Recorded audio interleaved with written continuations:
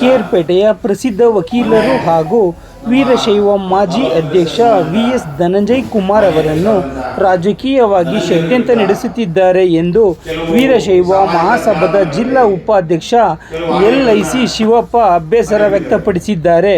ಅವರು ಇಂದು ಪ್ರವಾಸಿ ಮಂದಿರದಲ್ಲಿ ವಕೀಲರಾದ ಧನಂಜಯ್ ಅವರಿಗೆ ಸೇರಿದ ಎನ್ನಲಾದ ಸಾಮಾಜಿಕ ಜಾಲತಾಣದ ಆಡಿಯೋ ಸಂಬಂಧಿಸಿದ ವಿಷಯಕ್ಕೆ ಸಂಬಂಧಿಸಿದಂತೆ ಪತ್ರಿಕಾಗೋಷ್ಠಿಯಲ್ಲಿ ಮಾತನಾಡುತ್ತಾ ಅಸಮಾಧಾನ ವ್ಯಕ್ತಪಡಿಸಿದ್ದಾರೆ. ಧನಂಜಯ್ ಕುಮಾರ್ ಅವರು ತಾಲೂಕಿನ ವೀರಶೈವ ಮಹಾಸಭಾ ಅಧ್ಯಕ್ಷರಾದ ನಂತರ ನಮ್ಮ ಸಮುದಾಯ ಇಷ್ಟು ಜನಸಂಖ್ಯೆ ಇದೆ ಎಂಬುದನ್ನು ತೋರಿಸಿಕೊಟ್ಟವರು. ಅಲ್ಲದೆ ಸಮುದಾಯದ ಪರ ಬಲವಾಗಿ ನಿಲ್ಲುತ್ತಿದ್ದರು.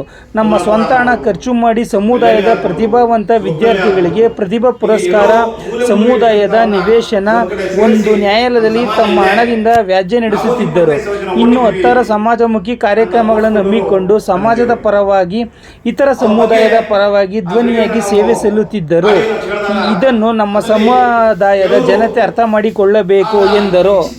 ಇದೇ ಸಂದರ್ಭದಲ್ಲಿ ವೀರಶೈವ ಮಹಾಸಭಾದ ಮಾಜಿ ಅಧ್ಯಕ್ಷ ವಿ.ಎಸ್. ಧನಂಜಯ್ ಕುಮಾರ್ ಹಾಗೂ ನಿವೃತ್ತ ಶಿಕ್ಷಕರಾದ ವಿಜಯ್ ಕುಮಾರ್, ಜಿಲ್ಲಾ ನಿರ್ದೇಶಕ ಗಂಗಾಧರ್, ಜೆಡಿಎಸ್ ಹೋಬಳಿ ಅಧ್ಯಕ್ಷ ಬಸವಲಿಂಗಪ್ಪ, ಚಂದ್ರಪ್ಪ ತಗಡೂರು, ಬೊಮ್ಮಲಾಪುರ ಈರಪ್ಪ, ವೀರಶೈವ ಮಹಾಸಭಾದ ತಾಲೂಕು ಘಟಕದ ನಿರ್ದೇಶಕರಾದ ಡಿ.ಸಿ. ಕುಮಾರ್, ಶಿವಪ್ಪ, ಲಿಂಗಾಪುರ, ಚೌಡಸಮುದ್ರ, ರುದ್ರಪ್ಪ, ಶಿಕ್ಷಕರಾದ ಶಿವಕುಮಾರ್, ಸಾಸಲು ವಿಶ್ವನಾಥ್, ಜನಾರ್ದನ್, ಮೆಲ್ಲಹಳ್ಳಿ ರಾಜಶೇಖರ್, ನಾಡಬೋಗನಹಳ್ಳಿ ದಿನೇಶ್, ಚಂದ್ರಶೇಖರ್, ಮಂಜು, ಪರಮೇಶ್ ಸೇರಿದಂತೆ ಇನ್ನು ವೀರಶೈವ ಮುಖಂಡರುಗಳು ಹಾಜರಿದ್ದರು. ಸಾಮಾಜಿಕ ಜಾಲತಾಣದಲ್ಲಿ ಪರಿಬಿಟ್ಟಿದ್ದಾರೆ. ಅದು ಕಾರಣ ಅವರ ಒಂದು ತೇಜೋವಧಿ. ಅವರ ರಾಜಕೀಯದಲ್ಲಿ ಬೆಳಿಬಾರದು, ಅವರ ರಾಜಕೀಯದಲ್ಲಿ ಮೂಲೆ ಗುಂಪು ಮಾಡಬೇಕು ಅನ್ನೋದು ಕೆಲವರ ಒಂದು ಅಭಿಪ್ರಾಯ. ಅದು ನಿಜವಾಗ್ಲೂ ನಮ್ಮ ಸಮಾಜದಲ್ಲಿ ನಾನು ಹೇಳಿದಾಗಲೇ ಧನಂಜಯವರು ಯಾರಿಗೂ ನ್ಯಾಯ ಮಾಡಿಲ್ಲ. ನಮ್ಮ ಸಮಾಜನ ತೋರಿಸ್ಕೊಟ್ಟರೆ ಅವರು. ಅದಕ್ಕಿಂತ ಮೊದಲು 25-30 ವರ್ಷದಿಂದ ನಾವು ರಾಜಕೀಯದಲ್ಲಿ ನೋಡಿದ್ವಿ, ನಮ್ಮ ಸಮಾಜ ಇದೆ, ನಾವೊಂದು ಲಿಂಗಾಯತಿದ್ದೀವಿ, ನಮ್ಮ ಸಂಘ ಇದೆ ಅನ್ನೋದು ಯಾರಿಗೂ ಗೊತ್ತಿರಲಿಲ್ಲ.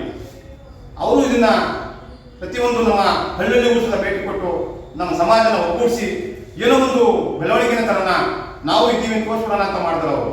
ಅವ್ರ ಬಗ್ಗೆ ಈ ಸಾಮಾಜಿಕ ಜಾಲತಾಣದ ಬಿಟ್ಟಿದ್ದನ್ನು ನೋಡಿ ನಮ್ಗೆಲ್ಲ ಬೇಸರ ಆಗಿದೆ. ಯಾಕೆಂದ್ರೆ ಈ ಮೊಬೈಲ್ಗಳಲ್ಲಿ ಪ್ರತಿ ಹಳ್ಳಿಯಲ್ಲೂ ಸುಧಾ ಅದು ಈಗೆಲ್ಲ ಕಡೆ ಗೊತ್ತಾಗಿದೆ. ಆದ್ರಿಂದ ಇದು ಮಾಡಿರ್ತಕ್ಕಂಥದ್ದು ಯಾರೇ ಮಾಡಿರಲಿ ಅದನ್ನ ತನಿಖೆ ಮಾಡಿ ಅಂತೇಳಿ ಅವರು ಎಸ್ ಪಿ ಹತ್ರ ಮನವಿ ಮಾಡಿದ್ದಾರೆ. ಆ ನಂಬರ್ಗಳನ್ನ ಕೊಟ್ಟಿದ್ದಾರೆ. ಅದು ಒಂದು ಕಡೆ ತನಿಖೆ ನಡೀತಾ ಇದೆ. ಆ ತನಿಖೆಯಲ್ಲಿ ಆಗುವಂಥ ಪತ್ತೆ ಆಗುತ್ತೆ. ನಮ್ಮ ಸಮಾಜ ನಾವೇನು ಲಿಂಗಾಯತರಿದ್ದೀವೋ ಅವ್ರ ಬೆಂಬಲಕ್ಕಿದ್ದೀವಿ, ನಾವು ಹಿನ್ನೆಲೆಯಾಗಿ ಅವ್ರಿಗೆ ಸಹಕಾರ ಕೊಡ್ತೀವಿ.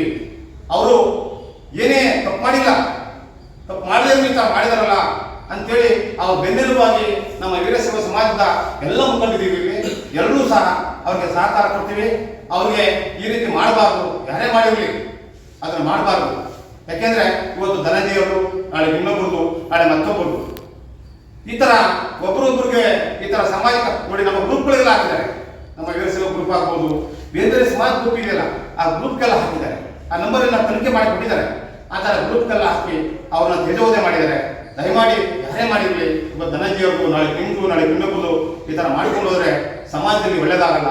ಅದರಿಂದ ನಾವು ಅವ್ರ ಬೆನ್ನೆಲುಬು ಇರ್ತೀವಿ. ಅವ್ರಿಗೆ ಸಹಕಾರವನ್ನ ನಮ್ಮ ವೀರಶೈವ ಸಮಾಜ ಏನಿದೋ ಎಲ್ಲವರಿಗೂ ಸಹ ಅವ್ರಿಗೆ ಸಹಕಾರ ಕೊಡ್ತೀವಿ ಅಂತೇಳಿ ಈ ಸಂದರ್ಭದಲ್ಲಿ ಹೇಳಿ ಆಶೀರ್ವಾದ ನಮ್ಮ ಸಮಾಜದ ಬಂಧುಗಳೇ ಹಾಗೂ ಈ ಪ್ರೆಸ್ ಮೀಟಿಂಗ್ ಬಂದಿರತಕ್ಕಂಥ ನಮ್ಮ ಆತ್ಮೀಯ ಪ್ರೆಸ್ ಬಂಧುಗಳೇ, ಕೇರ್ಪೇಟೆ ತಾಲೂಕಿನಲ್ಲಿ ವೀರಶೈವ ಲಿಂಗಾಯತ ಜನಾಂಗದಲ್ಲಿ ಹಳ್ಳಿಯವರಿಗೆ, ಹಳ್ಳಿಯಲ್ಲಿ ವಾಸ ಮಾಡ್ತಕ್ಕಂಥ ಬಂಧುಗಳಿಗೆ ರಾಜಕೀಯ ಅನ್ನೋದು ಏನು ಅನ್ನೋದೇ ಗೊತ್ತಿತ್ತಿಲ್ಲ. ಕೇರ್ಪೇಟೆ ಟೌನ್ಗೆ ವಾಸ ಮಾಡುವಂಥವ್ರನ್ನ ಕೆಲವನ್ನ ಸೇರಿಸ್ಕೊಂಡು ಇಲ್ಲೇ ಒಂದು ಸಮಾಜ, ಈ ಸಮಾಜದಲ್ಲಿ ಒಬ್ಬರು ಅಧ್ಯಕ್ಷರು ಇರಬೇಕು, ಒಬ್ಬರು ಕಾರ್ಯದರ್ಶಿ ಇರಬೇಕು ಅಂತ ಟೌನವ್ರು ಸೇರಿಸ್ಕೊಂಡು ನಾವೆಲ್ಲ ಹಿಂದೆ ಅಲ್ಲೆಲ್ಲ ಟೌನನ್ನೇ ಮಾಡ್ಕೊಂಡು ಹೋಗ್ತಿದ್ದು ಸಹಜ. ಆದರೆ ಇತ್ತೀಚೆಗೆ ಧನಂಜಯ ಅವರು ಹಳ್ಳಿಗಳಿಗೆಲ್ಲ ಹೋಗಿ ನಮ್ಮ ಸಮಾಜದಲ್ಲಿ ಒಬ್ಬರು ನೀವು ಸದಸ್ಯರಾಗಬೇಕು ಅಂತ ಹೇಳಿ ಇಡೀ ಈ ತಾಲೂಕಿನ ವೀರಶೈವ ಸಮಾಜದ ಬಂಧುಗಳನ್ನು ಭೇಟಿ ಮಾಡಿ ಅವ್ರನ್ನೆಲ್ಲರೂ ಸದಸ್ಯರು ಮಾಡಿ ಈ ತಾಲೂಕಿನಲ್ಲಿ ಒಂದು ವೀರಶೈವ ಸಮಾಜದ ಸಂಘ ಅಂತ ತೋರಿಸ್ಕೊಟ್ಟಂಥವ್ರು ಧನಂಜಯ ಕುಮಾರ್. ಅವ್ರು ತೋರಿಸ್ಕೊಂಡ ಮೇಲೆ ಒಂದು ಬಾರಿ ಅವರು ಅಧ್ಯಕ್ಷರಾಗಿ 5 ವರ್ಷಗಳ ಕಾಲ ಈ ಸಮಾಜದ ಸೇವೆಯನ್ನು ಮಾಡ್ಕೊಂಡು ಬಂದಿದ್ರು. ತದನಂತರ ಈ ಚುನಾವಣೆಯಲ್ಲಿ ಅವರು ಅಪಜಯವನ್ನು ಅನುಭವಿಸಿದ್ರು. ಆದರೆ ಇಂಥ ಒಬ್ಬ ವ್ಯಕ್ತಿ ತಾಲೂಕ್ ಪಂಚಾಯತಿಗೋ ಜಿಲ್ಲಾ ಪಂಚಾಯತಿಗೋ ಬೆಳಿಬೇಕು ಅನ್ನೋ ಒಂದು ಆಶೋತ್ತರದಿಂದ ಯಾವುದೋ ಒಂದು ಪಕ್ಷದಲ್ಲಿ ಗುರುತಿಸ್ಕೊಂಡ್ರು.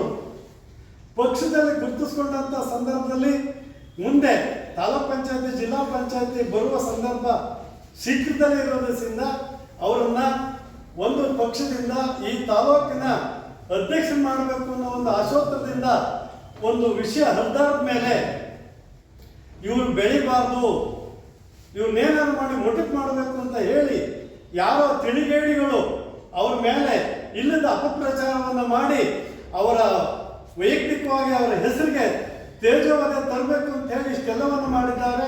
ಇದೆಲ್ಲವನ್ನೂ ಪರಿಶೀಲನೆ ಮಾಡಿ ಹಿತೈಷಿಗಳೇ, ಮುಖಂಡಗಳೇ, ಮತ್ತು ನಮ್ಮ ಆತ್ಮೀಯ ಪತ್ರಿಕಾ ವರದಿಗಾರರೇ, ಈಗಾಗಲೇ ನಮ್ಮ ಬಂಧುಗಳು ಎಲ್ಲ ಮಾತಾಡಿದ್ದಾರೆ. ಆ ಎಲ್ಲ ವಿಚಾರಗಳು ಕೂಡ ಸತ್ಯಾಂಶದಿಂದ ಕೂಡಿರುವಂತಹದ್ದು. ಕಳೆದ ಅವಧಿಯಲ್ಲಿ ನಮ್ಮ ಸಮಾಜದ ಏಳಿಗೆಗೆ ಧನಂಜಯ ಕುಮಾರ್ ಅವರು ಬಹಳ ಶ್ರಮಪಟ್ಟು ಕೆಲಸಗಳನ್ನು ಮಾಡಿದ್ದಾರೆ, ತುಂಬ ಕೊಡುಗೆಯನ್ನು ನೀಡಿದ್ದಾರೆ.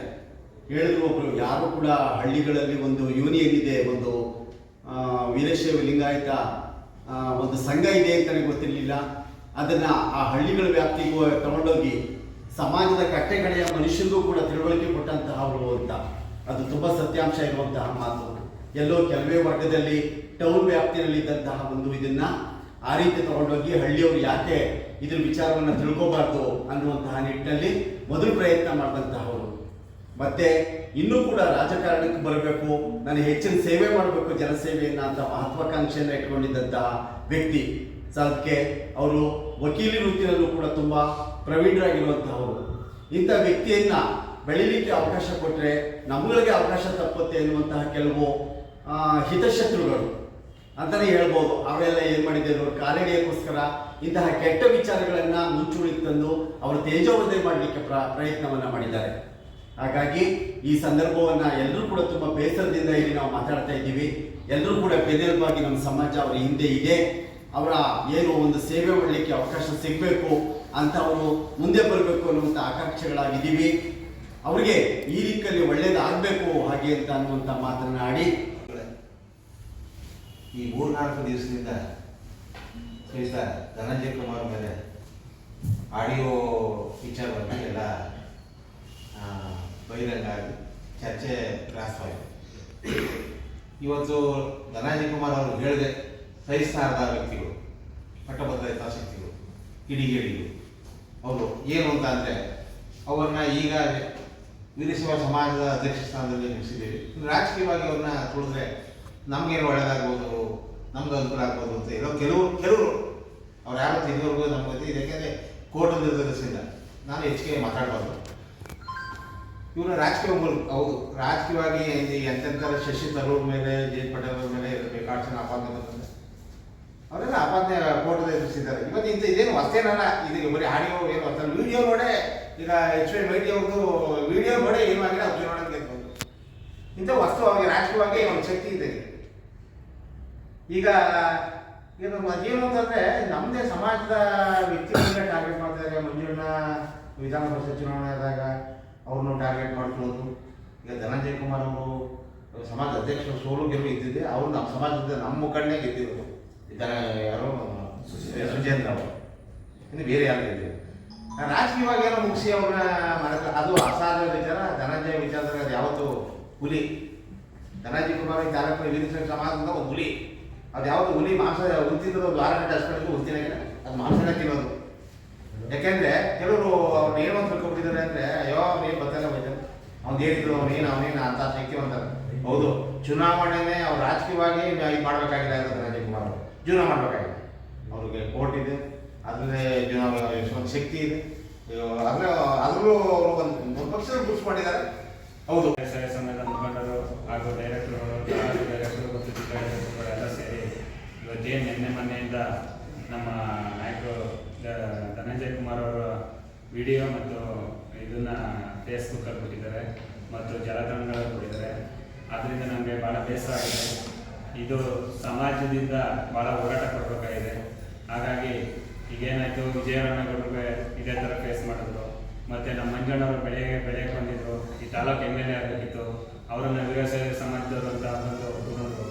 ಹಾಗಾಗಿ ನಮ್ಮ ಧನಂಜಯ್ ಕುಮಾರ್ ಅವರು ಪ್ರತಿ ನಮ್ಮ ಸ್ನೇಹಿತರು ಹೇಳಿದಂಗೆ ಪ್ರತಿ ಹಳ್ಳಿಗೂ ಹೋಗಿ ವೀರಶೈವ ಸಮಾಜದ ಎಲ್ಲವರಲ್ಲಿ ಸುಮಾರು ಒಂದು 3,000ದಿಂದ 4,000 ಶೇರ್ ಮಾಡಿಸಿ ಎಲ್ಲ ಸಮಾಜದಲ್ಲಿ ತಾಲೂಕಲ್ಲಿ ಗುರುತಿಸ್ಕೋಬೇಕು ಅಂತೇಳಿ ಭಾಳ ಫಾಸ್ಟಾಗಿ ಬೆಳೀತಾ ಇದ್ರು. ಏನೋ ಅವರ ಇದು ಸರಿ ಇರಲಿಲ್ಲ, ಹಣೆ ಬರ ಸರಿ ಇಲ್ಲ, ಒಂದ್ಸಲಿ ಪರಾಜಯ ಆಯಿತು. ಈ ಪರಾಜಯ ಆದಾಗಲೂ ಯಾವ ಅಡೆಯನ್ನು ಬಿಡಲಿಲ್ಲ, ಮತ್ತು ಅವ್ರಿಗೆ ಆಕಾಂಕ್ಷೆ ಆದಾಗಲೂ ಯಾವ ಅಡೆಯನ್ನು ಬಿಡಲಿಲ್ಲ. ಮೊನ್ನೆ ಸಾಹೇಬರು MLA ಮೀಟಿಂಗ್ ಕರೆದಿದ್ರು, ತಾಲೂಕು ಅಧ್ಯಕ್ಷ ಹುದ್ದೆ ಖಾಲಿ ಇದೆ ಅಂತ ಅಂದ್ಬಿಟ್ಟು ಭಾಳ MLA ಎಲೆಕ್ಷನ್ಗೆ ಭಾಳ ಸಪೋರ್ಟ್ ಮಾಡಿದ್ರು ಅವ್ರಿಗೆ, ಮಂಜಣ್ಣವ್ರಿಗೆ. ಹಂಗಾಗಿ ಅವ್ರು ಸಪೋರ್ಟ್ ಮಾಡೋದ್ರಲ್ಲ ಅನ್ನೋ ಉದ್ದೇಶಕ್ಕೆ ತಾಲೂಕು ಅಧ್ಯಕ್ಷ ಆಕಾಂಕ್ಷಿ ಅಂತ ಕಾರಣಕ್ಕೋಸ್ಕರ ಇವತ್ತು ಏನು ನೀವು ಫೇಸ್ ಮಾಡಿ ಬಿಟ್ಟಿದ್ದೀರಿ, ಈ ವಿಡಿಯೋನ ದಯಮಾಡಿ ಯಾರು ಅವ್ರಿಗೂ ಆದ ಒಂದು ಅವ್ರದ್ದೇ ಆದಂಥ ಸಂಸಾರ ಇದೆ, ಅವ್ರಿಗೂ ಮಕ್ಕಳು ಮರಿದ್ದಾರೆ, ನಾಳೆ ನಿಮಗೂ ಆಗ್ಬೋದು, ನಾಳೆ ಯಾರು ನಿಮಗೂ ಬಿಡ್ಬೋದು. ಅದನ್ನು ಯೋಚನೆ ಮಾಡಿ ನೀವು ದಯಮಾಡಿ ಯಾವತ್ತೂ ಯಾರಿಗೂ ಈ ಥರ ಫೇಸ್ ಮಾಡಬೇಡಿ. ಮತ್ತು ಅವ್ರನ್ನ ಯಾರ್ಯಾರು ಬೆಳೀಲಿ, ಯಾವ ಸಮಾಜದವರು ಬೆಳೀಲಿ, ಯಾವ ಸಮಾಜದವರು ಬೆಳೆಯೋಕ್ಕೆ ಅವಕಾಶ ಕೊಡಿ. ತಾಲೂಕು ಅಧ್ಯಕ್ಷರು ಆಗ್ಬಿಡ್ತಾರೆ ಅನ್ನೋ ಉದ್ದೇಶಕ್ಕೆ ನೀವು ಬಿಟ್ಟರೆ ಅವ್ರು ಆಯ್ತಾರೋ ಬಿಡ್ತಾರೋ ಅವ್ರ ಹಣೆ ಬರೋರಿಗೆ ಯಾರು ಚೇಂಜ್ ಮಾಡೋಕ್ಕಾಗಲ್ಲ. ದಯಮಾಡಿ ಯಾರು ತುಣಿಯಕ್ಕೆ ಹೋಗ್ಬೇಡಿ. ಯಾವತ್ತೂ ಈ ಥರ ಸಮಾಜಮುಖಿಯಾಗಿ ಕೆಲಸ ಮಾಡಿ, ಯಾವ ಸಮಾಜದವರು ಅಲ್ಲಿ ಸಮಾಜಮುಖಿ ಕೆಲಸ ಮಾಡಿ ಅಂತ ಹೇಳ್ತಾ ನನಗೆ ಈ ಸಂದರ್ಭದಲ್ಲಿ ವಿಚಾರ ಏನು ಮೊನ್ನೆ ದಿನ ಯಾವುದೋ ಒಂದು ಫೇಕ್ ವಿಡಿಯೋ ಮಾಡಿ ಮೊದಲು ನಮ್ಮ ಸಂಘದಲ್ಲಿ ಬಿಟ್ಟು, ನಮ್ಮ ಸಂಘದ ಎಲ್ಲ ಸದಸ್ಯರ ಗುಂಪು ಬಿಟ್ಟು ಧನಂಜಯ್ ಕುಮಾರ್ ಒಂದು ಫೋಟೋ ಇದು ಮಾಡಿ ಯಾಕೆ ವಿಚಾರ ಬಂತು ಅಂದರೆ, ಮೊನ್ನೆ ನಮ್ಮ ಪಾರ್ಟಿ ಸಭೆಯಲ್ಲಿ ಅವರು ಅಧ್ಯಕ್ಷರ ಆಕಾಂಕ್ಷಿ ಅಂತ ಒಂದು ಇದು ಬಂದ ಮೇಲೆ ಈ ವಿಡಿಯೋನ ಬಿಟ್ಟರು. ಯಾರೇ ಆದರೂ ರಾಜಕಾರಣದಲ್ಲಿ ನಾನು ಬೆಳಿಬೇಕು ಅಂತ ಎಲ್ಲರಿಗೂ ಆಸೆ ಇರ್ತದೆ. ಆದರೆ ಒಳ್ಳೆ ರೀತಿ ಕಳ್ಕೊಳ್ಬೇಕು. ಸುಮ್ಮನೆ ಯಾವುದೋ ಒಂದು ಆಡಿಯೋ ಮಾಡಿ ಅವರ ವೈಯಕ್ತಿಕ ತೇಜೋವಧೆ ಮಾಡಬಾರ್ದು. ರಾಜಕಾರಣದಲ್ಲಿ ಎಲ್ಲರಿಗೂ ಆಸೆ, ಅದನ್ನು ಯಾರೂ ಮಾಡಬಾರ್ದು. ಆಮೇಲೆ ನಮ್ಮ ಸಮಾಜದ ನಮ್ಮ ಗ್ರೂಪ್ಗೆ ಅದನ್ನು ಮೊದಲು ಬಿಟ್ಟರೆ ಯಾಕೆ ಅಂದರೆ ನಮ್ಮನೆಲ್ಲೂ ಇರ್ತಾರೆ, ಮಕ್ಕಳಿರ್ತಾರೆ, ಅದೆಲ್ಲ ನಮ್ಮ ಡೈರೆಕ್ಟರ್ಗಳು ಲೇಡೀಸ್ ಅವರೇ, ಅದೆಲ್ಲ ಭಾಳ ಅವಮಾನ ಆದಂಗೆ ಇದೆ. ಅದರಿಂದ ಮುಂದೆ ರಾಜಕಾರಣದಲ್ಲಿ ಏನಾರ ನೀವು ನಾವು ಎದುರುಗಡೆ ಫೇಸ್ ಮಾಡಬೇಕು ಅಂದ್ಬಿಟ್ಟು ಯಾವುದೋ ವಿಡಿಯೋನೋ ಆಡಿಯೋನೋ ಮಾಡಿ ಅದನ್ನು ರಾಜಕಾರಣದಲ್ಲಿ ಕೂಗತನ ಯಾರು ಮಾಡಬಾರ್ದು. ಅದರಿಂದ ಈ ವಿಡಿಯೋ ಇವತ್ತೇನು ಆಡಿಯೋ ಮುಂದೆ ಯಾರು ಈ ರೀತಿ ಕೆಟ್ಟ ವಿಡಿಯೋಗಳನ್ನ ಯಾವುದೇ ಒಂದು